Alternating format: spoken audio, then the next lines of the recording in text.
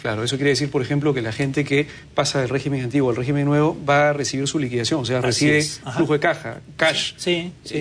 Ok, pero eso es importante decirlo igual. Porque, sí, es bueno.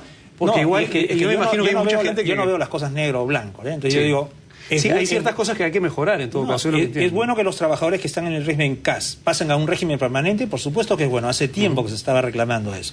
Es bueno que los trabajadores del régimen de la carrera administrativa, del 276, en vez de recibir un aguinaldo de 200 o 300 soles, reciban un sueldo completo, por supuesto que es muy bueno. Es bueno que los del CAS y los del 276, en vez de recibir 15 días de vacaciones, reciban 30 días de vacaciones, como reciben los del sector privado, perfecto, me parece muy bueno. Es bueno que reciban una compensación por tiempo de servicios equivalente a una remuneración completa. Es bueno, aunque hay una diferencia, porque la manera de calcular la compensación por tiempo de servicios de la Ley de Servicio Civil es distinta de la del régimen laboral privado, que es mejor, sigue siendo mejor. Pero bueno, hay avances. Eso yo no puedo dejar de reconocerlo. Es bueno que exista un sistema pensando en una meritocracia basada en calificaciones, etcétera, con evaluación y permanente. Yo creo que eso está muy bien, pero el problema es cuando, por un lado, ligas esto a esta cuestión de que están prohibidos los incrementos remunerativos y son solamente para una minoría de minorías, y en segundo lugar, si tú desapruebas, te despido. Y yo creo que eso está pensado muy draconianamente y no favorece la receptividad de la norma, sino todo lo contrario. Para cerrar, porque creo que es importante en realidad todos los puntos que usted ha tocado y voy a tener que meterme a ver la ley en detalle, pero sí me parecen, digamos, cosas que deberían mirarse y evaluarse. Pero por otro lado, vuelvo al punto. Entre ambos esquemas, para cerrar, entre ambos esquemas, el temor que existe acá, sobre todo por el subconsciente colectivo que hay detrás de lo que ha sucedido, que la historia se podría volver a repetir en condicional, es exactamente lo que podría suceder en el otro lado también hace 2 días o 3 días atrás. Es decir, todo lo que podría suceder acá es perfectamente posible que haya sucedido hace 3 o 4 días. Yo creo que existen más resguardos en el régimen que está hoy día vigente. Por ejemplo, podríamos entrar ya al tema de los derechos colectivos. Es decir, la nueva norma, desde mi punto de vista, para mí es un retroceso en relación a la garantía de los derechos colectivos que existía antes, hasta ahora. La norma impone un modelo de organización sindical que es un modelo microlocalizado, es decir, solo habrán sindicatos por entidad y no habrán ni federaciones ni confederaciones. Aunque no lo dice explícitamente, eso se deduce del modelo de negociación colectiva que está previsto en la ley. En segundo lugar, la ley le dice a los sindicatos para qué deben ser creados, o sea, les impone una finalidad. Y eso es totalmente violatorio del principio de autonomía y de autodeterminación que caracteriza lo que es la constitución de un sindicato. Los trabajadores forman sindicatos para defender sus intereses profesionales conforme los criterios que ellos mismos elijan. Una consulta ahí. Sí. Los sindicatos están formados para defender, digamos, los derechos de los trabajadores. Sí. Acá hay dos cosas. En el amplio sentido, de acuerdo. Acá hay 2 cosas. Digamos, el derecho de los trabajadores, yo me incluyo, acá el canal. ¿Yo también trabajo?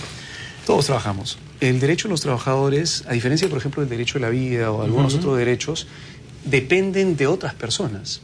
El derecho a la vida no bueno, ya nací, independientemente de lo que suceda con mis padres, igual yo ya estoy vivo. O el derecho digamos, a poder comunicarme libremente o a dar mis opiniones. En el derecho del trabajo hay un derecho, es interesante porque es un derecho que depende de otras personas, depende de que alguien me dé a mí el empleo. Todos los derechos dependen de otras personas y fundamentalmente del Estado. El Estado, que es el que ha ratificado los tratados internacionales de derechos humanos, es el garante primario de los derechos de la gente. Y no solamente por cuenta propia, es decir, que si el Estado va a hacer cosas, sino también para que el resto de personas garanticen los derechos de la gente. A lo que me refiero es que si naciéramos como país de cero, ¿de acuerdo? Y todos quisiéramos hacer algo, y todos nos pusiéramos a hacer algo y fuéramos trabajadores, no habría un empleador. Entonces nadie podría garantizarnos ese derecho simplemente porque no existe un empleador, a diferencia de los otros derechos. A eso voy. Y los derechos no los garantizan los empleadores, los derechos los garantizan las normas. Hay un orden público constituido. A lo que me refiero es que para que exista trabajo tiene que haber una fuente de trabajo. Sí, y esa fuente de trabajo alguien la tiene que crear, a diferencia de...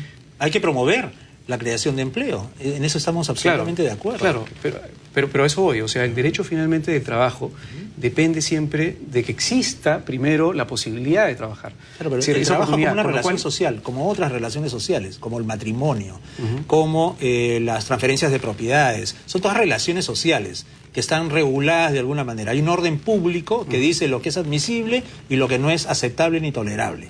Ese orden público garantiza derechos básicos, que se consideran derechos mínimos. Se pueden mejorar. ¿Cómo se mejoran en el campo laboral? A través de la negociación colectiva, aunque en el marco de esta ley eso va a ser muy complicado y difícil. Pero usualmente en los países civilizados ocurre de esta manera. Yo tengo una visión un poco diferente y en realidad he visto en la práctica, sobre todo en el sector privado, cómo realmente los trabajadores pueden hacer valer su derecho de una mejor manera y en realidad ahora tienen un poder de negociación gigantesco en general y hablo y me parece súper bien. ¿Por qué? Porque finalmente el alinear incentivos es una de las cosas más potentes inclusive con una negociación colectiva. Alinear incentivos. Creo que usted lo maneja perfectamente. Sí, participar en los beneficios es la mejor forma de alinear. Exactamente, pero para eso, todo eso depende básicamente del otro lado, de que se sepa, el Estado debería aprender a alinear incentivos. Porque el tema remunerativo es uno de los temas importantes, pero no es el único. Hay varias cosas importantes ahí también. Señor Mujica, en realidad un gusto haber escuchado, digamos, una visión interesante sobre el tema de la ley. Ahora vamos a conversar con el congresista Jaime Delgado y bueno, vamos a seguir revisando la ley de servicio civil. Muchas gracias, señor Mujica, y volvemos en breve con la siguiente parte del programa. Volvemos.